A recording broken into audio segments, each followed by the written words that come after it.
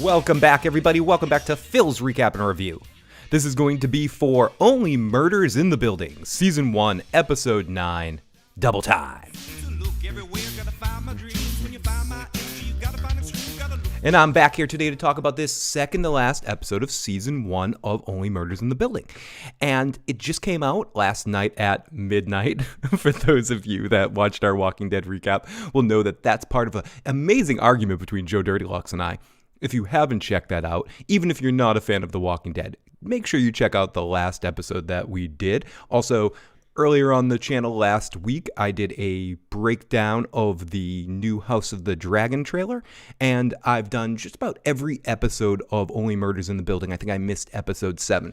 So here we are to talk about the second to last episode, and it was another good episode. Probably not my favorite of all the episodes of the season, partially because they needed to do a lot of business in this episode and kind of end up ending what was the first storyline, thinking it was the Demuses, making everything seem like it was nothing, and then lead us to a point where we have our eyeballs on a completely different person.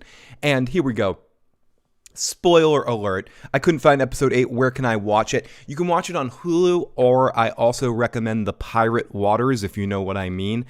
There are different ways to watch it. There's Put Locker, or sometimes I put my stuff in my locker when I'm not sure what to do at school. But if you want to put something in your locker.com, that might actually be able to lead you to the right direction of being able to find this episode if you're looking for it.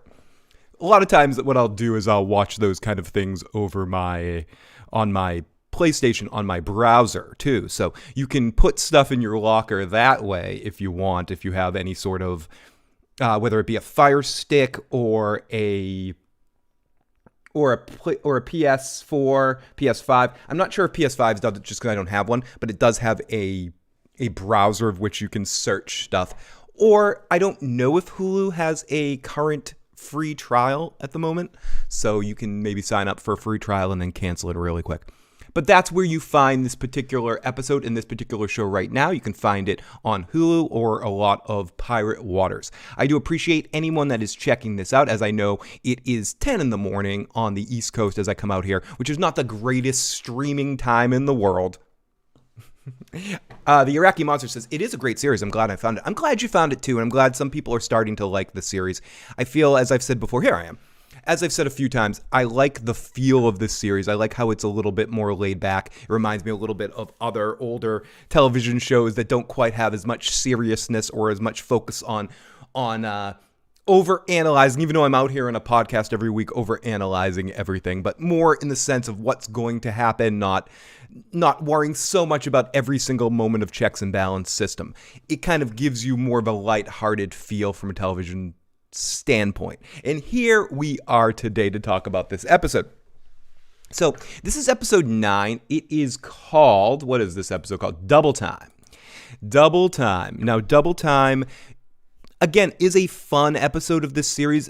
I mentioned it a few times earlier. It's not my favorite. I feel like there is some good stuff that happens here, but the rhythm felt, I wouldn't say off in this episode, just not quite as punchy. Everything was going all around. Our group was fragmented for most of it because this episode picks up a little bit after the time of the last episode. I think they say at one point in time it's a couple of weeks after the times of the last episode, where at the end, and spoiler alert for everything through episode 9 of Only Murders in the Building, at the end of episode 8, Jan, Steve Martin's Brazos' girlfriend, or girlfriend at this point, ends up getting poo-pooed. Every piece of opinion that she presents to the team gets basically poo-pooed. And Oliver, through his dickishness and through Steve Martin sort of taking the side of his friends over his girlfriend in this situation, it got set into a situation where she went downstairs to her apartment. She saw a note there talking about threatening her life, and then she got stabbed at the end of this episode. Okay, this is where I'm at right now with who the murderer is after the end of episode 9. They led us to believe at one point in time that there must be 2 people involved. In our episode Fan Fiction, where we deal with the fans of the series, one of the fans makes the speculation that because of everything being coordinated in a certain way, there's no way that there was just one murderer. So we're to believe, and then this episode leads you to a big potential belief that the murderer could be Jan. So I don't know if whoever stabbed Jan or threatened Jan was actually the accomplice in the situation, and when they saw that Jan was working with the Only Murders team, they wanted to threaten her not to give up any information that she shouldn't give up. That's kind of what I'm working with right now in leading us to Jan being the victim, being the culprit. But also, I feel like this series is going to throw at least one or two more U-turns here within this series to kind of show us that it's not exactly what we think. So at the end of this episode, it's leading us to believe it's possibly Jan. It's hard for me to believe that at the end of all of this, it's still going to end up being Jan. There was also a passive speculation in this episode that it was the head of the condo association who, at one point in time, kicks out all of our heroes from the building, which we know won't actually happen, unless this is all leading to next season being Only Murders in a different building. I mean, it could do that. We also sort of crossed out the guy that's cat got poisoned. I forget his name. Well, I'll have it written down somewhere in everything. But the guy that was our suspect in episode 2 or 3, whose cat got poisoned in the condo association meeting. He's the one that sort of pressed for the podcasting team not to get kicked out, that maybe they're better than the police, that they have something going on. Also in this episode, we find out that Tim was having sex with somebody, at least leading up to the point when this was happening. Could he possibly be having sex with Jan? Could that be what's going on here? A lot of interesting stuff coming out of this episode, but almost in a passive, behind-the-scenes sort of way to kind of give you all these other options of things in different directions this series could go. I didn't think up until this point, but now going into next week's final episode, it's not that I fear it, but I'm wondering if we actually are going to get the conclusion of our story, or if this is going to stretch to another episode in season 2, now that season 2 has been approved. Doubtful. I do think we're going to get the conclusion of this particular murder. I've said this a few times. I think next season we're going to see this crew being very popular because of solving the murder and then getting other murders, a very Mike Tyson's Mystery kind of thing where people present mysteries to them and they need to solve it. Or similar to, what was that show on Netflix? The American, oh God, it was all about someone drawing cocks on at lunchtime on people's cars. And then they had a season 2, which was like people hunted them out because they liked their investigation about the cocks, and they put out a different investigation. I think it's going to be something like that in season 2. I do think we're going to get a conclusion to our storyline. Hey, we got Muhammad. Great to see Muhammad in the live chat. We got Iraqi.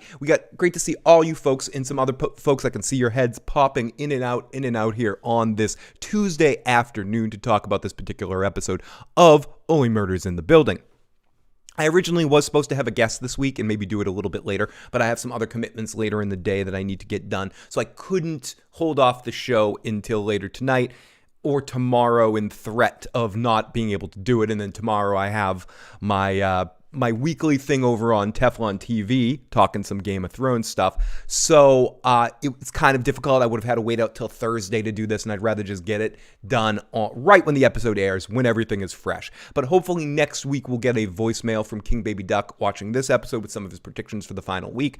And we'll see if we can coordinate with Evan next week to get him on. And if not, I'll make a plan with Evan within a couple weeks after the series airs, and we'll just do a catch-up stream with Evan, and we can talk about this series in the season 1 as a whole.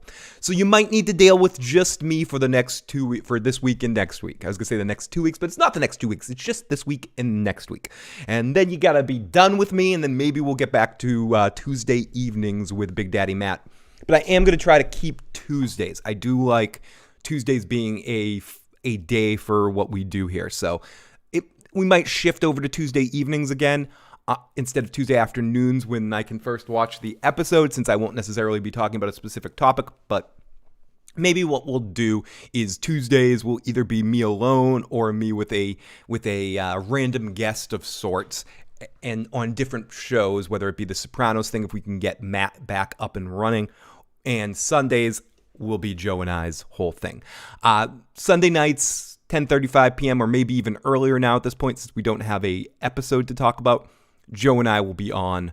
This week we're going to be talking about the the super crazy popular series that we're last to the party to talk about, Squid Game, which I literally just binged in one day yesterday, and from Joe's request, and we're going to be talking about it on Sunday. So if you watch Squid Game, as long as other subjects, this won't be a dedicated stream just to that. We'll have a kind of wide open discussion, but we're going to definitely be talking about that series as, we both watched it, and it's getting a lot of attention at the moment, and we'll explore why. And is it worth your time if you haven't watched it yet?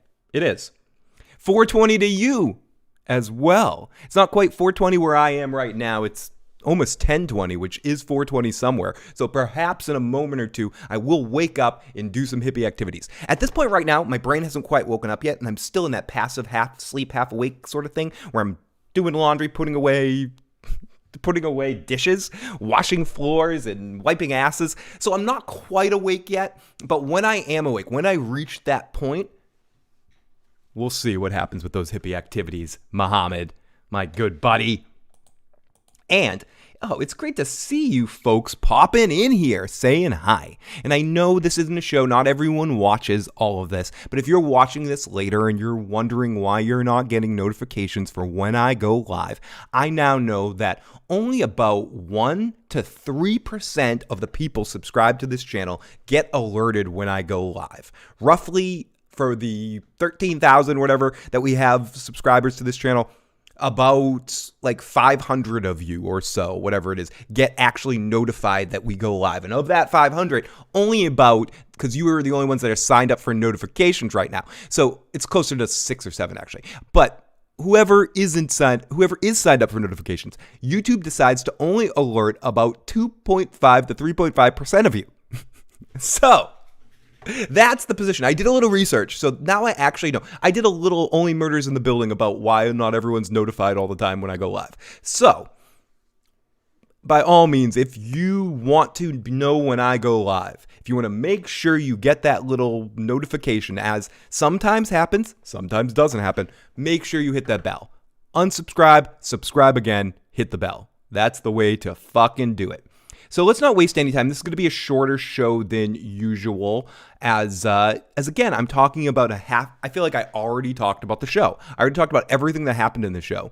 We're going to get into a little recap here, a little bit of predictions. But again, I already made my prediction of what at this point I think it is. I think the show is telling me right now it's Jan with somebody else's help that has murdered her, or that attacked her and helped her murder Tim Kono, or Jan was forced to help murder Tim Kono in some way, shape, or form.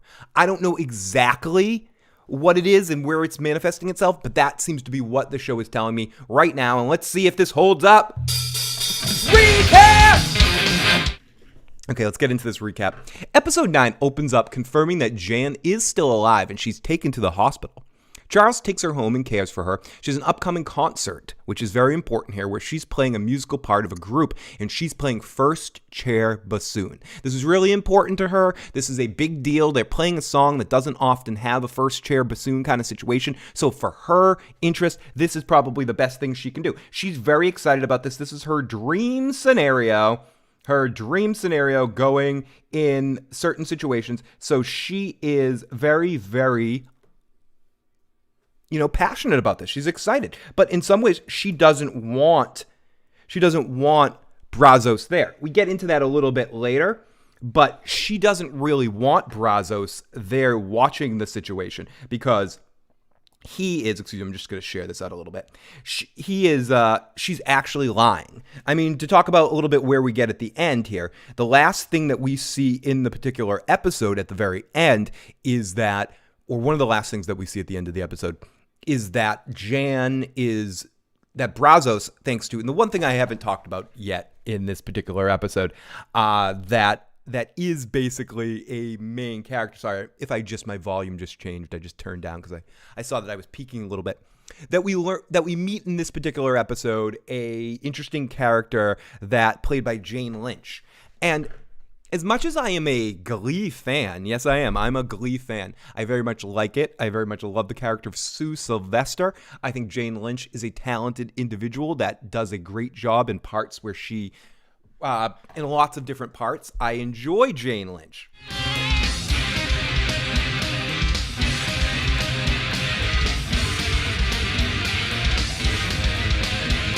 I enjoy Jane Lynch a great deal, but I don't know if this is a real phenomenon, but I'm going to say it's a phenomenon. When a character actor hits it playing a single role, when that single role gives them ridiculous fame or something, in the sense of like a real big light on them, so to speak.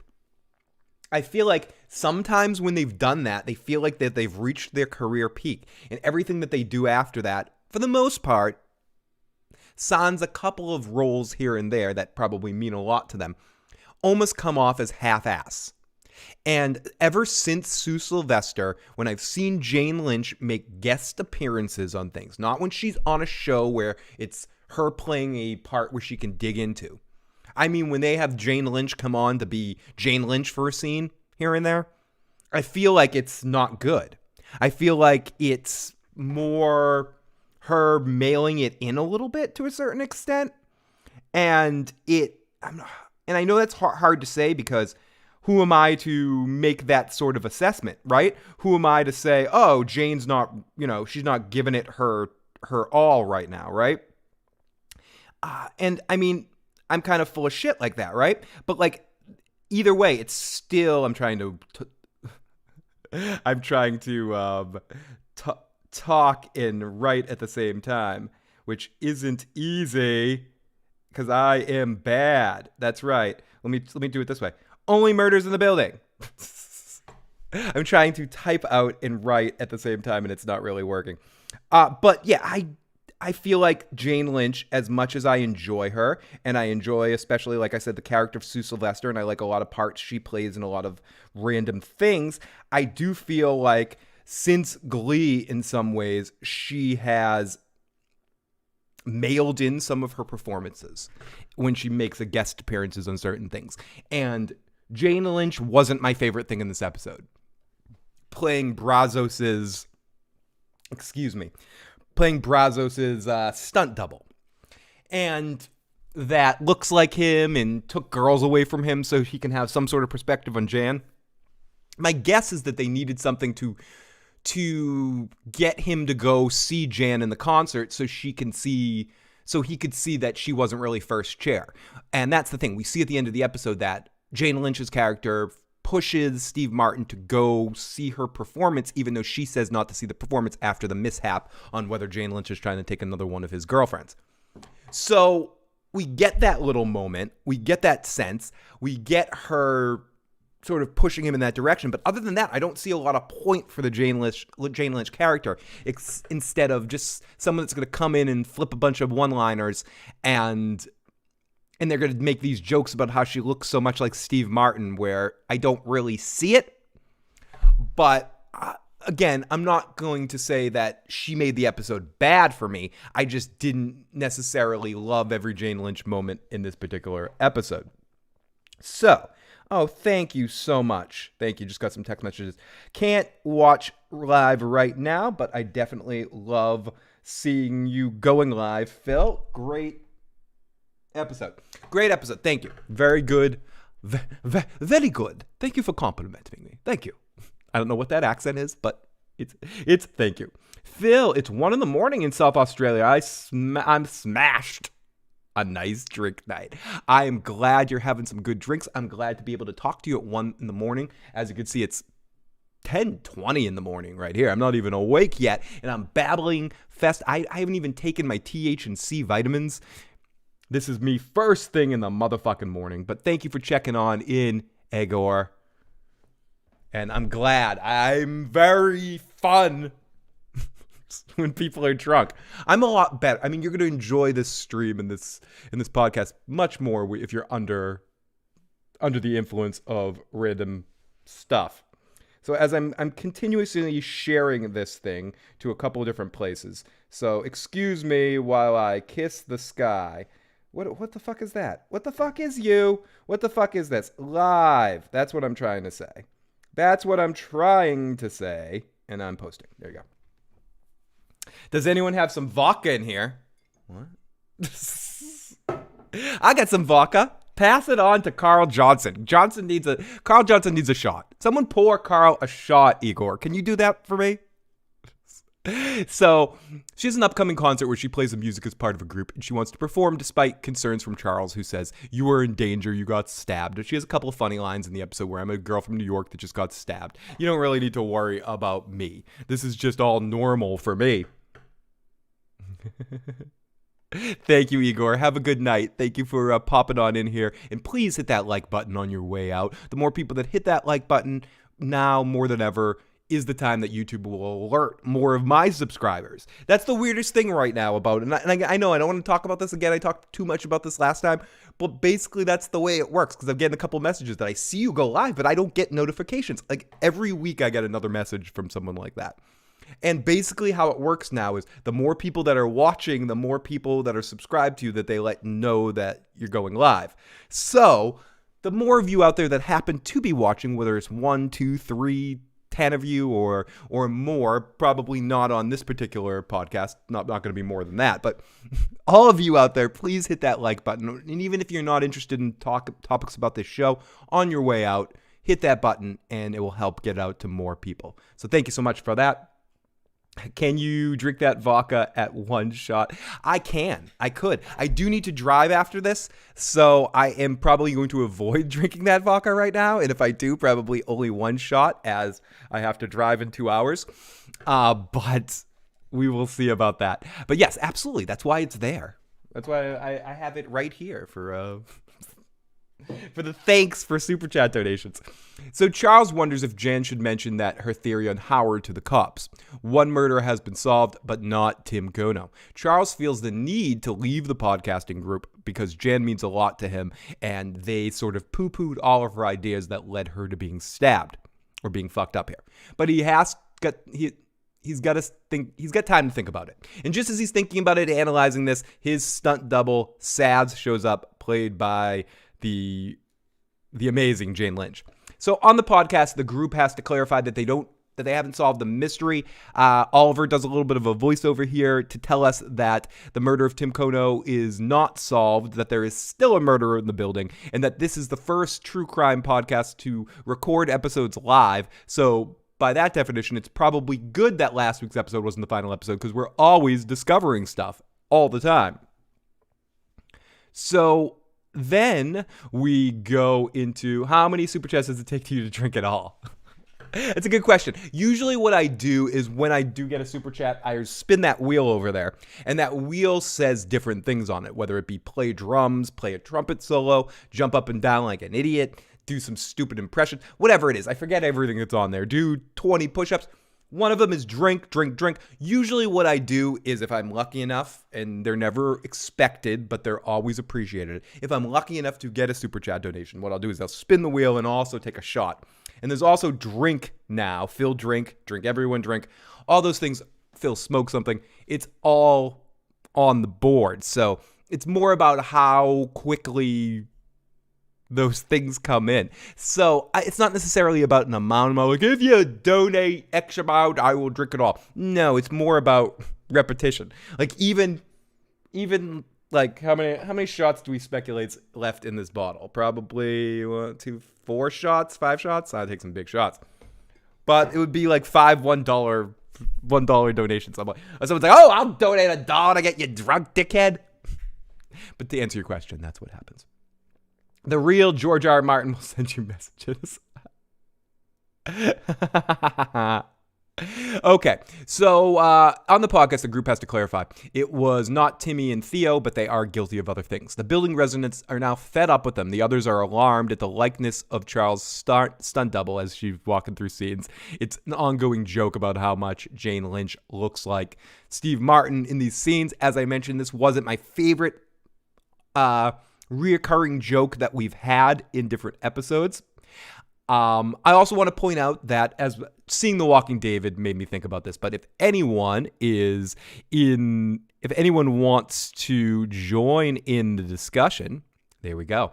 We have a voicemail and text line right now. It's 781-990-8509. If you want to get your voice in the show, please do that at 781-990-8509. We have our good buddy, The Walking David, in the live chat, who is who's amazing enough to leave us some voicemails for our Walking Dead podcast and does some amazing stuff as well over there on TikTok. So make sure you check out The Walking David and all of his incredible impressions he's on YouTube as well, but that's where he does most of his stuff these days, is over there on TikTok, and also an awesome movie maker as well. So keep your eye out for David in the future. Great to see Jay and Jordy the Jedi as some more people start rumbling in here in the middle of our show. It's so awesome to see you guys popping in. It pisses me off, not from your end, but from YouTube's end, that I feel like I'm letting you guys know because I shared stuff right now and they're not letting you know when I go live. But it's great to see Jordy the Jedi, Jay, The Walking David all popping on in to say hi right now. And please, you guys, whether you stick around in this discussion, please hit that like button. It helps the stream get out to even more folks. So on the podcast, they clear it up. Saz says they need motive. The building residents are now fed up. The others are alarmed at the likeness of Charles' stunt double as she delves into the murder theories. And just like on the show that he is hosting, the Brazos show, people like Saz more. And we've seen that. We hear that through Steve Martin's character and a couple times in this episode. He has some problems. He has some snuff up in his up, I guess, with Saz because she stole one of his girlfriends, and also everyone in the staff likes her better. Also, she was the stunt double for sex scenes because she moved her hips better and didn't do it in this awful weird motion that Steve Martin fucks people in a weird awful motion. So, she gets into it. They need a motive, and Jan's annoyed that they let her help where she was dismissed from the group to go get fucked up last episode. Saz thinks if they find out who Tim's lover is, they'll find the murderer. At the building forum meeting, the residents claim privacy has been breached. I disagree with this person that wrote this recap. It's not the building residents. Some of them complain about it, but it's mainly the building super. I forget her name, but she's the one complaining about all of this. She brings it up. We should kick everyone out. Oliver's already been basically kicked out because he can't afford stuff anymore. But they're basically like, everyone needs to get the fuck out of here. Again, I'm an episode behind. It is okay, Alex. I more care that you're in here checking out the live stream and having fun. And I know you don't want to be spoiled about what happens next. Truth be told, episode 9 is a good episode. It's not my favorite episode of the series, but there's no big crazy reveal except for the reveal at the end of the episode. Most of the stuff that happens in this episode is just kind of housework to get us into our finale. So the big reveal, if you care, if you don't want to, hit mute. The big reveal at the end of this episode is about Jan. That Jan has lied about being first chair, and that we also found out that Tim had a girlfriend that was moaning a lot and is very vocal during sex that visited him the day that he got murdered.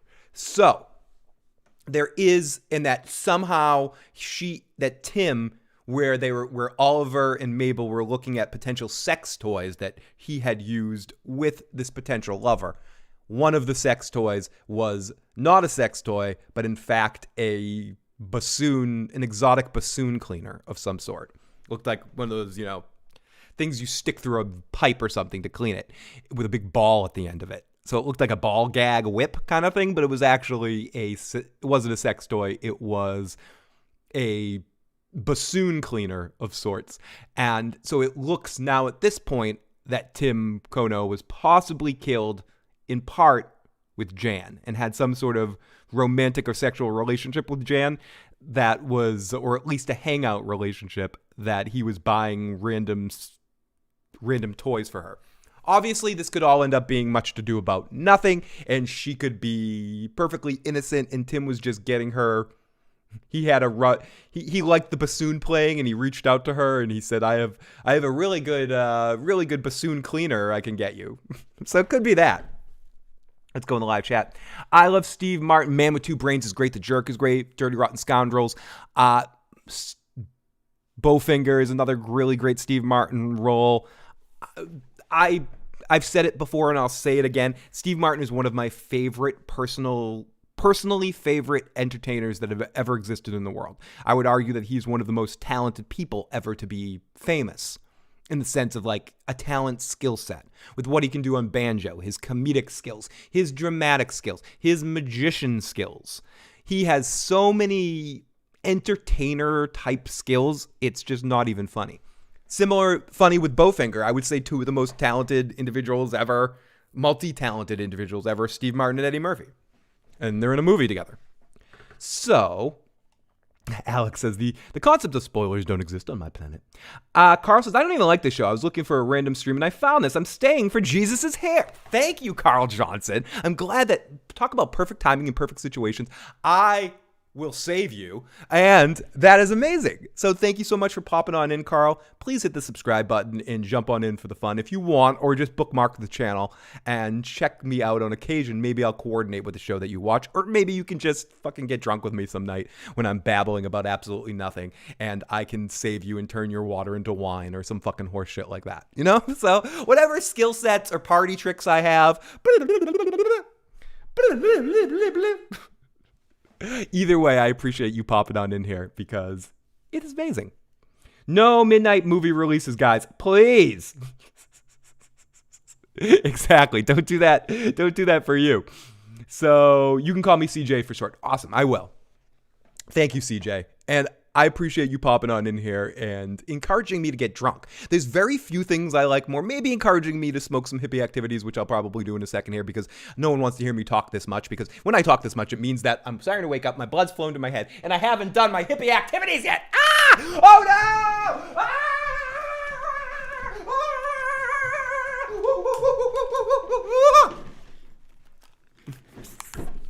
And now I'm awake. Okay. So, people wonder why I smoke 24/7. This is why. So, at the meeting, the residents vote on the eviction process. I can't say the word. I was going to say PADAW. I don't know why. I was trying to say the word process, but somehow after that running around in circles like an idiot, it made me just go, PADA! Whatever. So, the building forum meeting, the residents claim their privacy has been breached, but no, they don't. They get presented the option that maybe their privacy has been breached. And no guest wants to visit. Oh, one of the people goes, I got a whole brisket, and no one wants to come and eat it. What do I do? And Steve Martin's like, you make fucking sandwiches, fucking idiot. It's just a funny line. So, whoop. Oh, no, not that. I wanted to do that. Oh, no, we're done. Negan's not here. Stop it. Okay, there we go. Sorry. Sorry, everybody. And with Candy, oh gosh, Planes, Trains, and Automobiles maybe is one of my favorite movies of all time. Not just as a Steve Martin project, but I did kind of forget about that when I was going down the list of Steve Martin stuff, because that's one of the places where you see some real acting by him too. And John Candy. John Candy obviously steals that movie as much as Steve Martin is hilarious in it. One of the Steve Martin's talents as a performer is playing sort of like the straight guy. You know, playing the guy that fucked up shit happens to and he's complaining or getting this arrogant douchebag kind of look on his face. I mean, the basis of the Steve Martin character has an element of an arrogance to it. You know, hey, everybody, I'm here. Oh, yeah. You're wondering who the greatest thing in the whole world is? It's me. Ha, ha, ha. You know, like a kind of a vibe like that. So you see that a lot in Planes, Trains, and Automobiles where they have that sort of odd couple vibe where he is the Felix and John Candy's the Oscar to a certain extent. So much of that movie is about John Candy and the big reveal. Somewhere, someplace, somehow, somewhere out there is like a 4-hour cut of Planes, Trains, and Automobiles. I might be exaggerating about this. I think it might be a 3-hour cut, because I never say hyperbole here.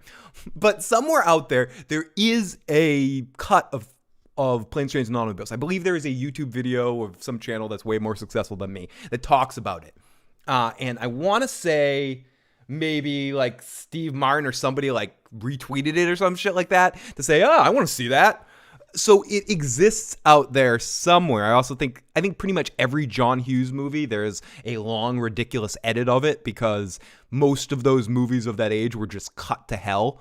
I think there's one with Ferris Bueller's Day Off too. But I think Planes, Trains, and Automobiles, there was like a really long cut, and they decided to make it a little less dramatic, a little more funny at times. Like you see a lot of it in certain scenes, especially at the end. There's, again, I'm just talking out my ass, but there's certain things you see play out in the movie actually that were things that were cut that they couldn't cut all of it out. I want to even say there was like a third person traveling with them at one point with Eugene Levy maybe was in the movie and he got cut out of it. I'm making up half of this from partial memories, but I'm not making up all of it. But there's like a ton of missing scenes, and the movie, I believe, is in a much, somewhere in a vault somewhere. There's a 3 or 4 hour version of it that I would love to fucking watch. Yeah, Negan, the guy with the baseball bat. We do talk about The Walking Dead occasionally here. So we got this fuck. Oh no, we got Joe Dirtylocks to do it. We got this fucker that pops up sometimes around. Yeah, that guy, that fucking guy right there. That fucking guy right there, motherfuckers. Cocky, locky, pocky, dookies. Sorry, man. Girlfriend's cooking chops before bed, watching Loving. No, you're fucking fine, Igor. Lots of love to you and the girl. Hopefully you're having some tasty pre-dinner meat and... I was just going to say the dirtiest thing. And hopefully she has it after that. But anyways, no, I hope you guys have a awesome night. Thank you for tuning on in here at 1 in the morning. And hi to Igor's awesome girlfriend who's nice enough to cook him some fucking 1 in the morning fucking chops. Jesus. That's fucking delicious. Anyways, yeah, loads of missing scene. Dude from Spinal Tap was cut out. Yeah, was that Eugene Levy's character that was cut out, I believe? Or was it Christopher Guest or Michael McKean or I'm just naming random people from Spinal Tap now. Or Harry Shearer. Those are the Spinal Tap guys. Great Spinal Tap. After the car burns. Yeah, I think it was him as a cop after the car burns or something. That show died dude. It's dead. Literally, if you want to tune into something where you see 2 long-haired weirdo assholes, what do people call Joe? Predator or the guy from Korn, and Jesus, bash The Walking Dead. Make sure you check it out. It's the last video on this channel. We talked about the mid-season finale. You don't need to watch it. It's just 2 guys crying about how bad the fucking show sucks now, and no one cares about it. But we're completionists, so we need to finish it. Oh, Michael McKean. It was Michael McKean was the character. Yeah, he was cut from the entire movie. He's dressed up in like the cop outfit and comes up to them and stuff. I think I've seen clips from it. Chuck from Better Call Saul.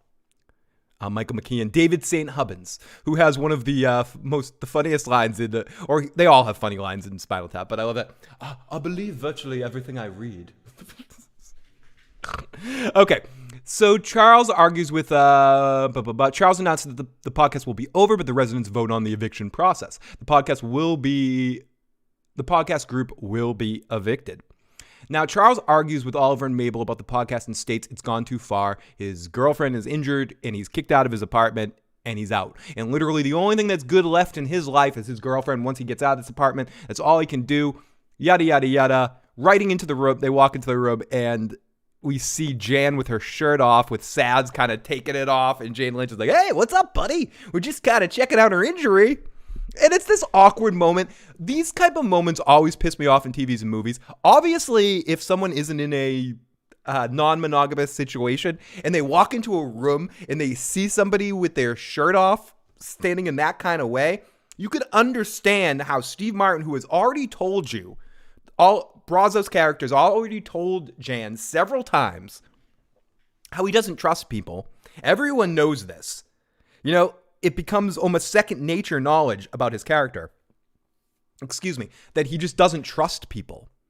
And you're making a big deal about how he's uncomfortable with the fact that you're walking into a room with your shirt off. I know trust is supposed to be a thing, but you've been seeing each other 2 fucking weeks. And suddenly he walks into a room with a woman who has already taken one of his other girlfriends, and he sees her holding you with the shirt off after she told him that he thinks you're hot. That she thinks you're hot.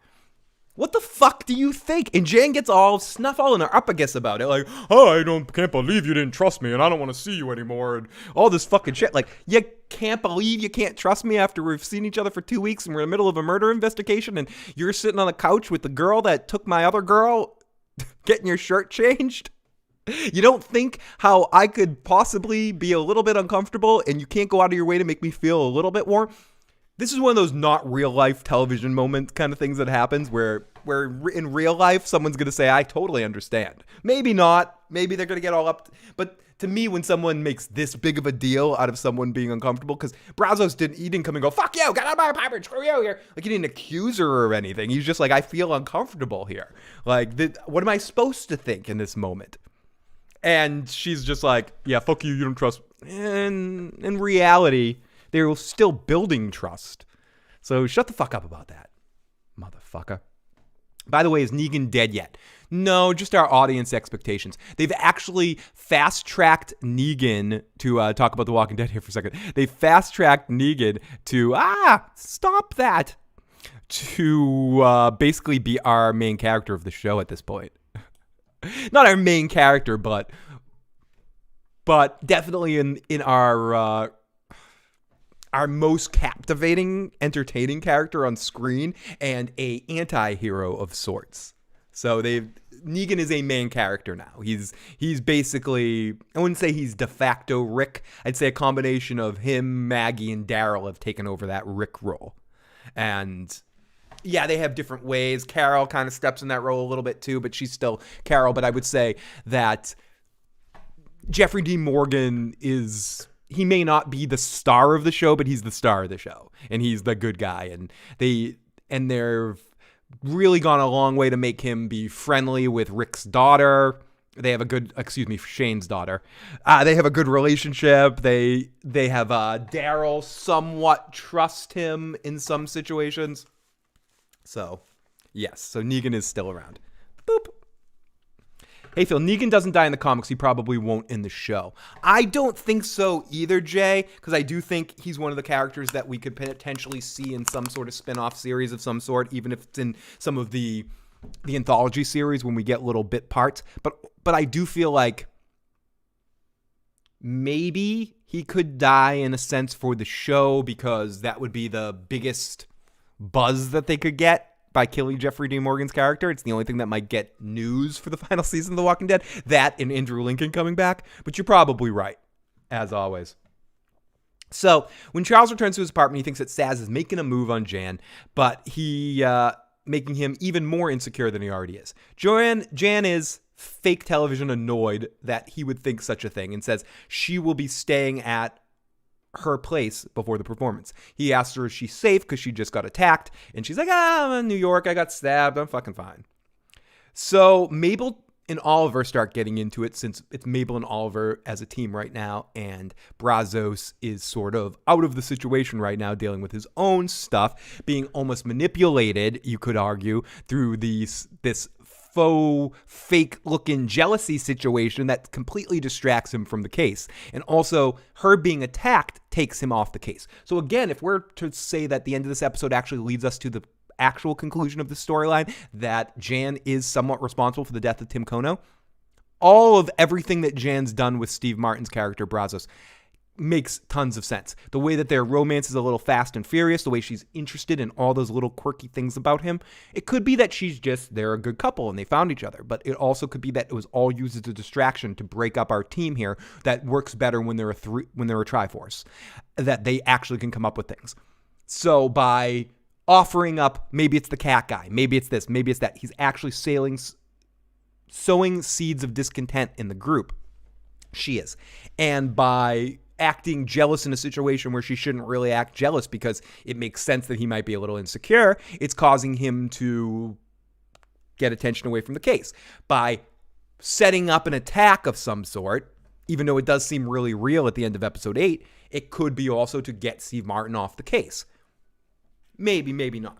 As I mentioned before, I don't think that it is her. I don't think we're going to find out who the real murderer is until next episode, towards the end of the episode. But this could be the first step in the direction to actually lead us to believe that, she's been in on this the whole time. Maybe she didn't do the actual killing. Maybe she's the accomplice because Tim pisses her off. Maybe Tim was having sex with the other bassoon player, the one that's the Asian dude's girlfriend, and that ends up being a thing later. A lot of possibilities could be happening here. Why is that going? Oh, okay. I'm like, why is that disappearing right now? The only reason I'd go back to The Walking Dead is Negan's dead. Here he is. He's in the chat right now. Excuse me, Curl. Excuse me, CJ. Curl. Listen, I'm Negan. I can't do a Negan voice. We need the Walking David to call in right now. Listen, buddy. I don't know. A cocky locky stuck my Lucille up your ass if you think I'm going to die, CJ. We got Negan in the chat right now. Let's go. Listen, CJ. I ain't going anywhere, motherfucker. This is why I love my chat. So Mabel tells Oliver that she believes the trash bags in Tim's apartment were different because the colors on his straps were different. And they decide that they have not talked to the neighbor yet, which the neighbor is the woman that we meet in the episode. We meet her in an early episode where she talks about wanting to take over Tim's apartment to expand. And we also meet her later in the episode where Martin Short is doing the auditions, and we see her get ruled out in that situation. And that's a big thing in a lot of these situations. We're getting characters that are just ruled out, but does that mean that they're really not potential people that could have done the murder? And I don't think so, and I do think so. I think that anyone is a potential accomplice or potential perpetrator of this particular crime. So even I strongly believe with almost certainty that Steve Martin, Selena Gomez, and Martin Short, Mabel, Oliver, and Brazos, none of the three of them are the murderer. I don't think it is what's his name, Mabel's boyfriend there, the tie-dye guy. I don't think tie-dye guy is the murderer. Anyone else is a possibility. Jan's a possibility. The cat guy's a possibility. The head of the condo association, the neighbor, all of them are possibilities. I wonder, and this is the big thing I'm wondering going into this final episode, has the show been lying to us this whole time, and is it someone that's not in the building? I think that would be the biggest pile of shit. I would come out here, spread my butt, and fart in the camera if that ends up being the case. If it's somebody that's not someone in that room. You know, when they set up earlier that no one entered the building besides people that are from the building, so it must be a murderer in the building.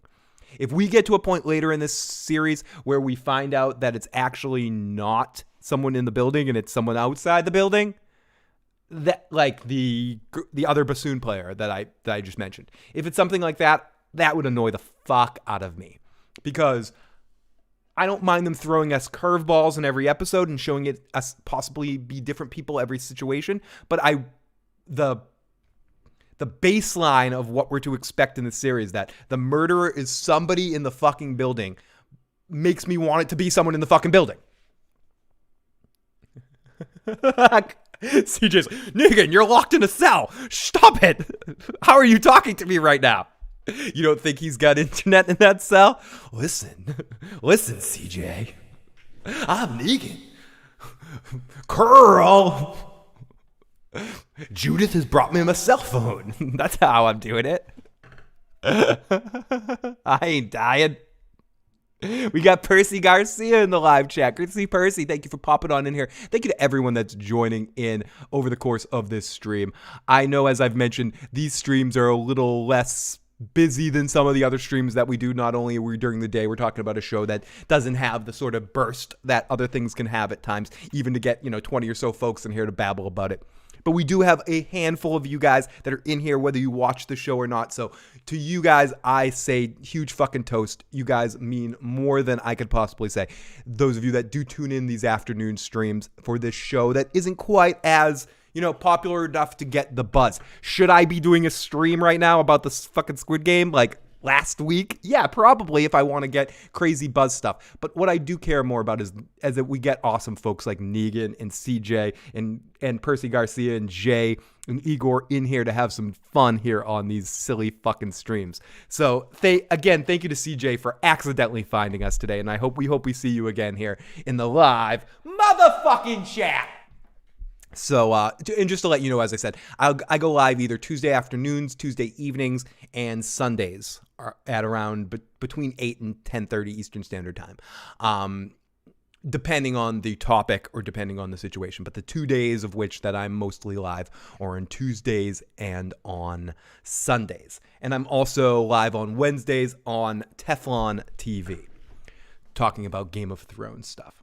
Wait, which Carl are you? And you didn't die in season 8. Well, that's kind of awkward. Live chat's making me laugh today a lot. Okay, so they find out in the neighbor of Tim Kono that Tim Kono was having sex with somebody, as we mentioned earlier. Now, in the ending of the episode, Charles tells Saz that he feels Jan is pulling away from him in these 2 weeks that they've been seeing each other. But Saz states that she's perfect for him. I met this girl and I know she's perfect for you. And you shouldn't think so lowly of yourself. And you should attend this musical concert. She told you about it. It's important to her. She's playing first chair bassoon. Why not get out there and show her you believe in her? Now, Oliver and Mabel visit the neighbor. The neighbor claims that she could hear Tim having sex but never saw the lover, but could tell he did an outstanding job in that bedroom. I might not know that Tim Kono, but he sure does know how to get someone off. When Charles gets to the concert, he learns that Jan lied to him. She's not the soloist. His nose begins to bleed. Meanwhile, Mabel, as the other bassoon player, comes out and he can to Jan's dismay. Then, meanwhile, Mabel wonders why there's an exotic sex toy and who delivered this sex toy. They look at the name and then they realize very suddenly that it's not an exotic sex toy. It is an exotic instrument cleaner for a bassoon, which leads us to believe that Jan possibly is the murderer, which I don't think is the case. But at the end of our episode, that's where it leads us to, that Jan is possibly the murderer, and that is the end of our episode of Only Murders in the Building, episode 9. Another great episode of this show, leading us into so many different directions, every single episode. Like I said, this is probably, I'd put episode 9 at the bottom half. I was ranking episodes on my favorite scale, on my side butthole scale, on which ones I like more than which other ones. How many Selena Gomez side buttholes would I give this episode? I'd give this one probably like a 6 out of 10. If I'm giving, and as I've mentioned before, the way I do my rankings is I'm not ranking Only Murders in the Building versus this week's episode of The Walking Dead, or Breaking Bad, or Ozymandias of the Breaking Bad, or Soprano episode this, or Soprano episode that, or this episode, this series. I'm ranking episodes of Only Murders in the Building against other episodes of Only Murders against the Building. It's tough when you start off a series to do it this way because you don't know what the median line would be. Sorry, that was a stupid Walking Dead joke. A median line would be. So I would say if my favorite episode of Only Murders in the Building was a 10 out of 10, I would say this episode was a 6 or a 6.5, 7. Was not my favorite episode of the series, but still, overall, ranking the series against other shows on television right now, it's one of my favorites. I can see almost a whole butthole on this one, like not just the side butthole. This is a fun series. It's giving me everything I want and tickling the parts of my body that require fancy. You know, I'm a fancy dude, and when I get my fancy tickled, it makes me happy. And this series is doing that. It's tickling my fancy in the best possible way. And, let me scroll this down a little bit. Oh, there we go. That's better. That's better. The text on my screen looks a little bit clearer now. So I definitely like this, and I'm excited to see how they conclude this series. If they conclude it in a way that they would assume that they would get more episodes, or if they conclude it in a way that just finishes off the series like it could have ended right now if it wanted to. But yes, whereas, say, last week's episode was one of my favorites, I would say that was a 9.5 out of 10 side buttholes. So, Selena Gomez side buttholes. So yes, whereas The Walking Dead for the past 3 or 4 seasons has been hovering around 1 or 2 compared to their best episodes of 10s. So that's how I rank things, and that's where I rank this particular episode. We can take a couple more live chats here and then start to wrap this up in the next 5 or 6 minutes. And yeah, I got to go down and switch some fucking laundry and get ready to work, in a little bit for the rest of today. So I'm glad I had enough, and now I'm smiling because I'm glad I had the opportunity to come out here today. Every morning I wake up, and especially when I'm faced with other shit to do during Tuesdays, I'm like, oh fuck, I gotta do this. You got to do it. So here I am doing it and doing it well, and I'm excited. You know, I'm so excited that, it's time. It's been a while, and what time is it? It's 11 o'clock in the morning. 11 o'clock in the morning means it's early. It means it's late enough to make noise. So there we go. Excuse me, I'll be right back.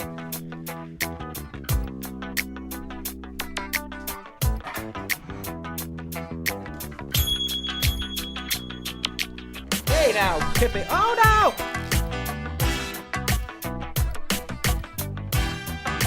Okay, everyone, here we go. Here's a Only Murders in the Building podcast. Drum solo? Oh.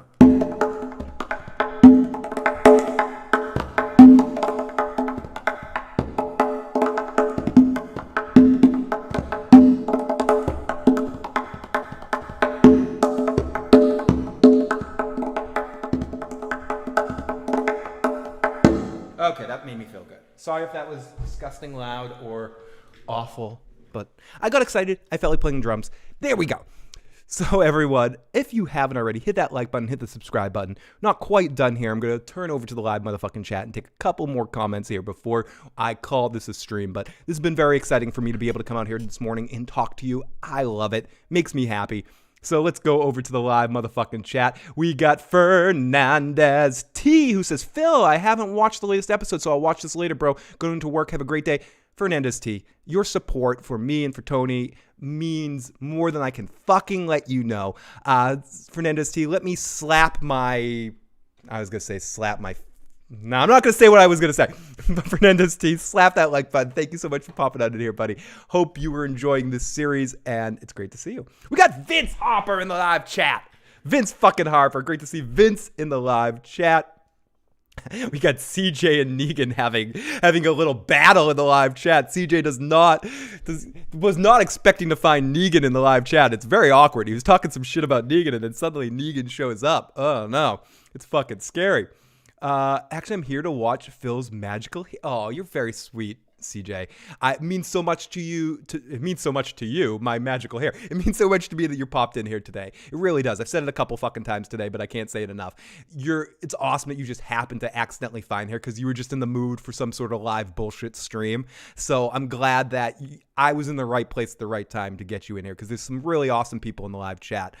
So I hope you enjoy the goofiness. So thank you for popping on. Oh, fucking hey, man. We got Kiki in the live chat. Hey, Kiki. Giving lots of hugs and kisses to the amazing, the wonderful, the famous Kiki. So make sure you check out Kiki, and I hope to be on another stream with Kiki on a stream on Tony's channel very soon. I always have a great time, and Kiki is probably some of the most positive energy in the world and a very, very talented artist. So let's give Kiki some love in the live fucking chat. Love you, Kiki. Good to see you, my friend. That makes two of us. Is it just me, or is it Jan Axis was a bit too community theater last episode? I can't speak for this episode because I didn't see it. She was a little bit that way in this episode, too. There is a dynamic of community theater to the way that some of the actors are playing some of the parts in this show. I think that's part of what I didn't like about Jane Lynch in this particular episode, too, as much as I love Jane Lynch. She came into it in a little bit of a over-the-top theatrical acting way, and I think there is a dynamic of that maybe because Steve Martin and Martin Short are the stars of the show, and so much of their career recently has been on stage doing that two-man stage show that they do. Maybe some of the people that came in here to be entertained by this or get in on the series maybe sort of came at it from a little bit too much of a theatrical standpoint. So I can absolutely see you seeing that a little bit. So I don't think it's just you. I do feel something within her role that doesn't feel quite as genuine as some of the other performances. But it's not to say I don't like her in this role, and I've seen that actress in other things. She's a talented actress. But there is a sort of staginess to it all that I don't know if she's supposed to be playing character quirks, and that's what she's trying to do. It's coming off a little stagey. So I do see what you're saying. I feel what you're spinning. I'm radiating what you're slapping. Ooh, God, I'm uncomfortable with what you're injecting. So I agree with you. Oh, it's great to see Kiki in the live chat. Have a great day. Have a great day, Igor. Thank you for popping on in here. I know it's 1 a.m. for you, so I appreciate you jumping on in here. Jordy the Jet. I love Martin Short and Three Fugitives. Martin Short is another one. I've always been more of a Steve Martin fan than a Martin Short, but it's hard to hate on Martin Short. One of the greatest energies in Hollywood history. Just has so much fucking positive energy all over the place. Great in so many roles as a second person in it or just being in different movies. Three Fugitives is an example of where he is... Three Fugitives is the movie with him, Nick Nolte, right? Where he starts kidnapping... He starts doing bank robberies to protect his daughter, but ends up in a situation with Nick Nolte, who's a real bank robber. I believe that's Three Fugitives. I could be making up. But he's great as that secondary comedic foil in a movie, whether it be Inner Space, Three Fugitives, or other random stuff like that. Were you gonna start a drum circle? Pass the fucking. I will. I'll totally start a drum circle. Wait.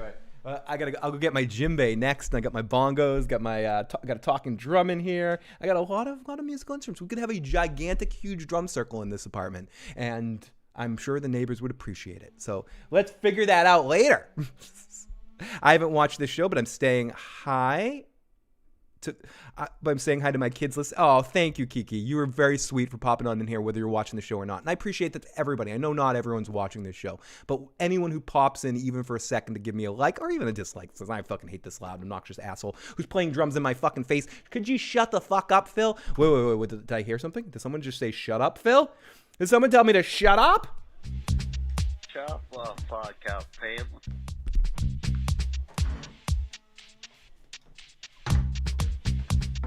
Shut the fuck up. Fuck up, Phil.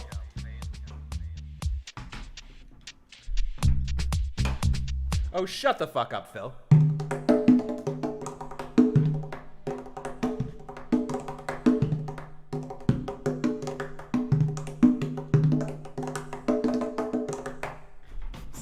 Now I feel better. Now I feel better. That sounded a little bit better. Let's see. Kiki says, Joe Cool is in the live chat. Cool video, man. Really appreciate your channel. Looking forward to the season finale. Greetings from Singapore. Fucking Singapore? We got someone from Singapore watching right now? Thank you so much, Joe Cool, for checking this out.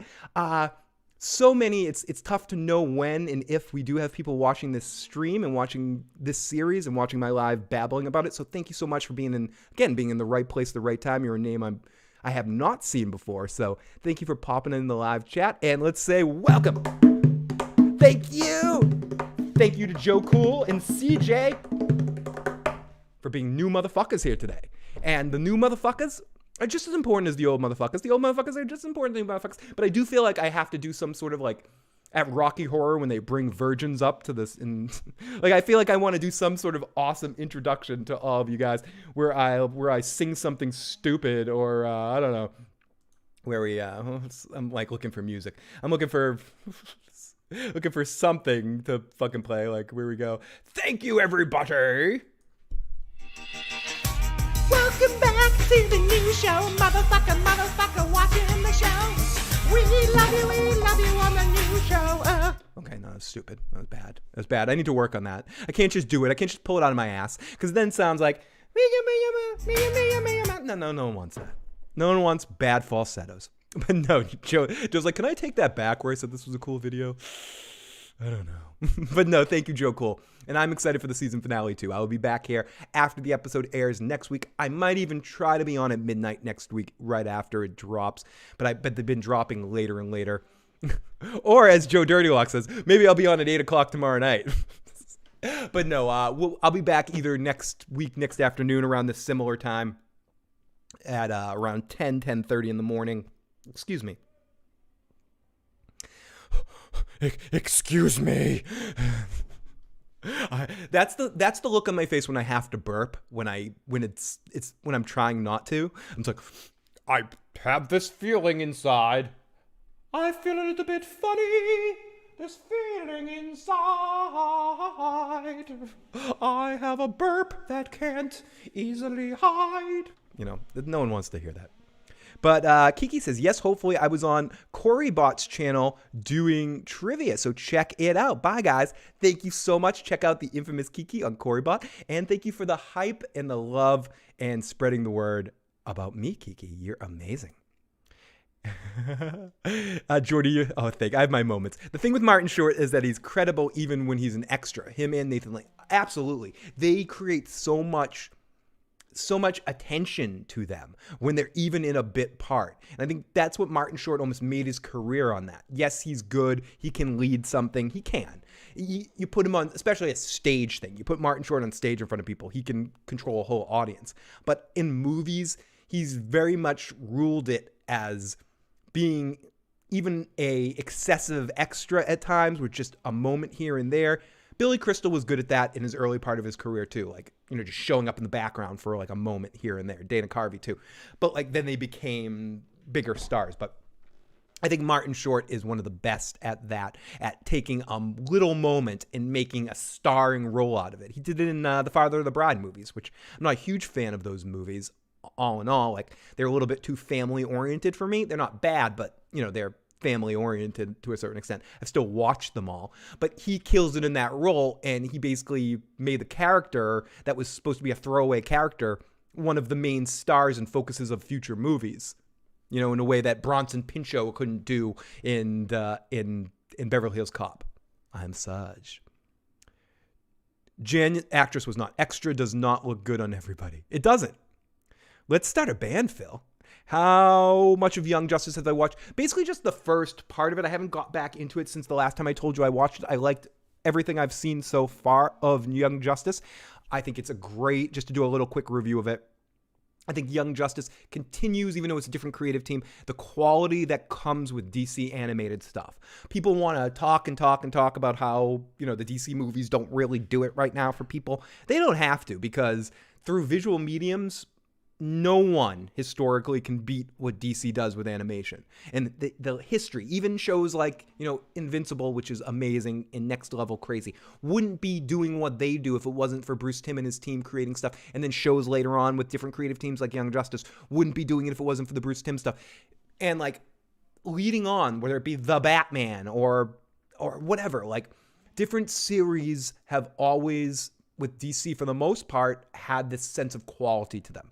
And what I will say about my experience with Young Justice so far is it fits right into that, Jay. You were right to tell me that, knowing me and knowing everything I've talked about how much I love Batman the Animated Series, the Justice League Animated Series, and I know this is a different universe. I'm not saying like it's a different take on this universe with the same quality put into it. So if you're searching for that and you're looking for that again, and you haven't given Young Justice a shot, definitely give it a shot, because it does keep that up.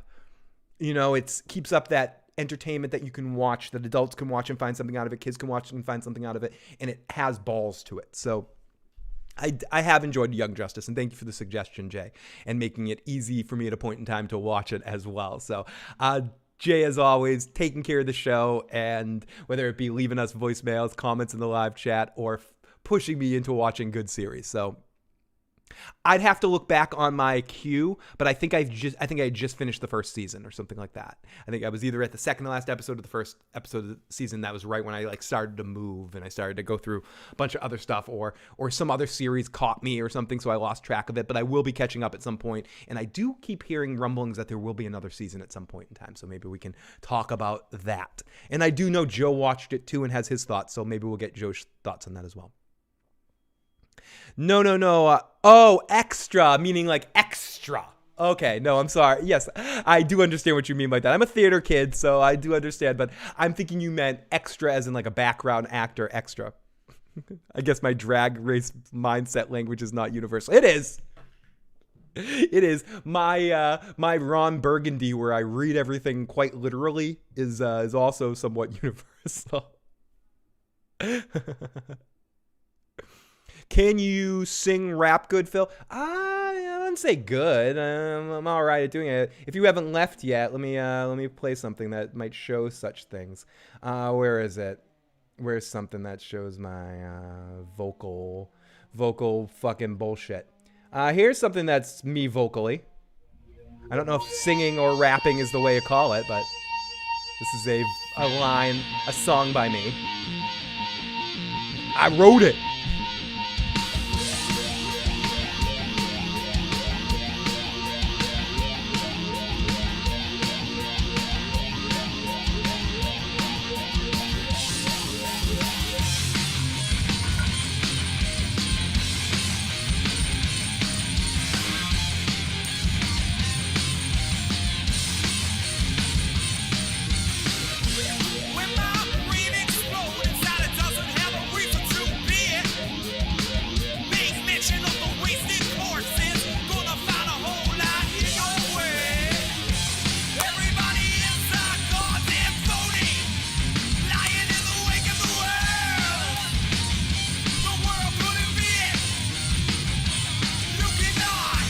And to answer your other question, this is another one of the songs. This is a song about Majora's Mask.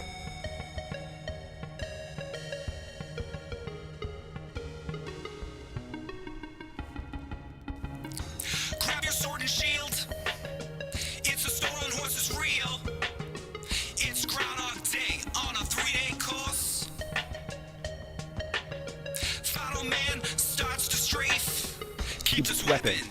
If you wanna be safe, run around like a stick in the mud. In the fairy rains, in the mouths of floods. It's funny how evil can push politeness. You can't fight.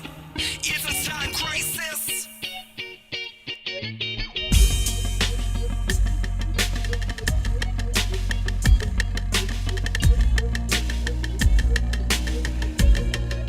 I'll be right back.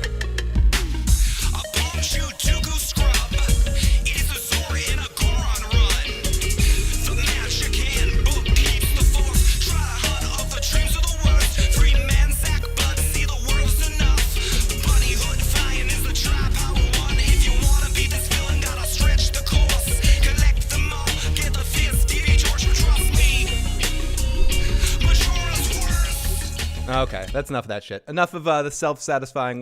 The last one sounds like Ninja on Commodore 64. I love it. It's funny that we wrote that song, my last band. I'm in another band right now where I play drums and sing, like actual drums, and my guitar player does like a lot of loops and stuff. This is from my one band before, and when we wrote that, that rappier Majora's Mask one, we called it 16-bit.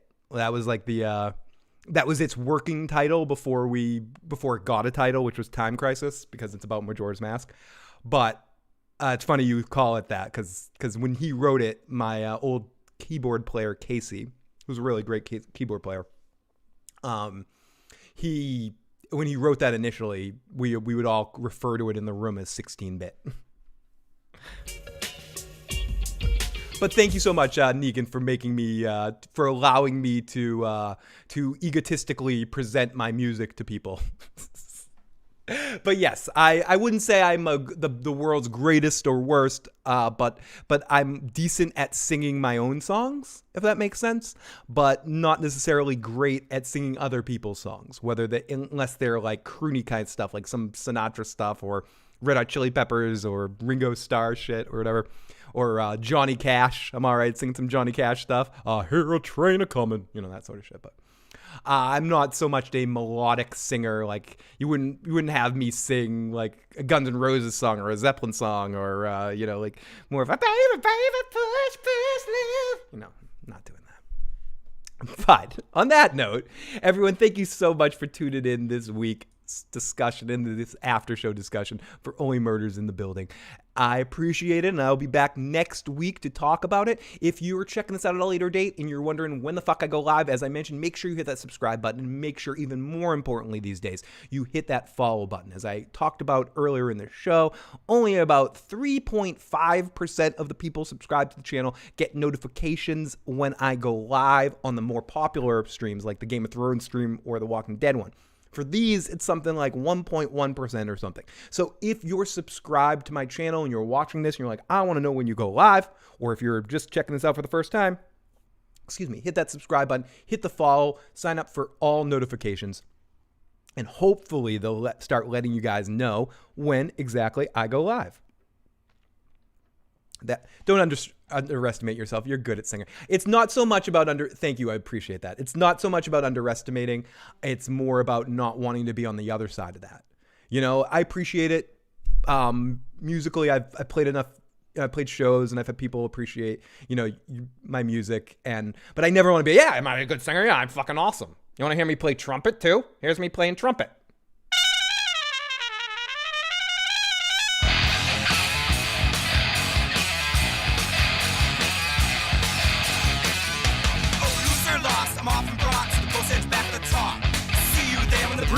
I'm clearly better when I'm dropped.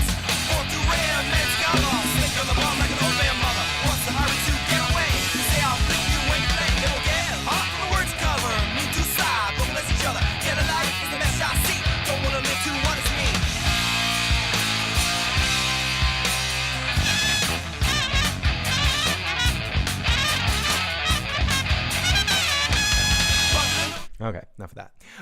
But yeah, so it's more about the opposite side of not wanting to be that guy's like, I'm fucking awesome. What you fucking you talking about? I've been playing live. I played CBGBs, dude. I'm fucking good. It just doesn't work on me. It doesn't play right on me. Like, if I show it any confidence, it comes off as cocky. So I'm like trying not to. But But yeah, I've been playing in bands most of my life as a lead, since I was a long time as a vocalist in bands. So 3.6 earbuds. 3.6 bud. Where are you with The Expanse? Have you watched Foundation yet? I haven't caught up more with The Expanse. But I have watched a bunch of episodes of it, and I'm excited for it. I know they announced a new season. I don't know if I'm going to be ready to recap the final season, but I know Joe Dirtylocks might be. But I am still enjoying it from when I'm watching it. I am taking it in a slower process than most shows that I binge, because I'm finding that I'm not getting as much out of it when I binge watch episodes. It's something that I'm enjoying more that I'm watching sort of one episode at a time. So I haven't gotten to a point to really talk about it yet, but I am still watching it and I am still liking it. So thank you. But thank you, Negan. I appreciate that. I'm sure you'd have me screaming some music with Lucille, singing some lovely songs to Lucille. Everybody, thank you so much for checking this out. Very much appreciated. I'll happily play some more songs on a later stream at a later date. And you can ask Joe what he thinks about me as a vocalist, because he's been to almost every one of my live shows. Will I do Fear the Walking Dead Season 7 recaps? Probably not. But if Joe watches it, we will get us sharing his thoughts. But we will be out every Sunday night, sometime between either around 10 o'clock, when we usually are out, or maybe earlier, depending on Joe. Joe will dictate that. We'll go live when Joe wants. But we will be live on Sundays as well, so I'm sure Joe and I will catch up to it in passing, but we won't be doing after-show recaps of Fear. I have a lot of Fear to catch up on before I get back there. I think I dropped off. I think I haven't watched Fear since season 2 or 3. So I have a lot to catch up. I think Joe is a little bit more caught up with Fear, so he could probably share his thoughts a bit more. But we will not be doing recaps of Fear. Sorry. Not sorry to the writers and creators of Fear the Walking Dead, who will be very happy that Joe and I aren't talking about their fucking show. I love you guys. I'll talk to you next time. Have a great day.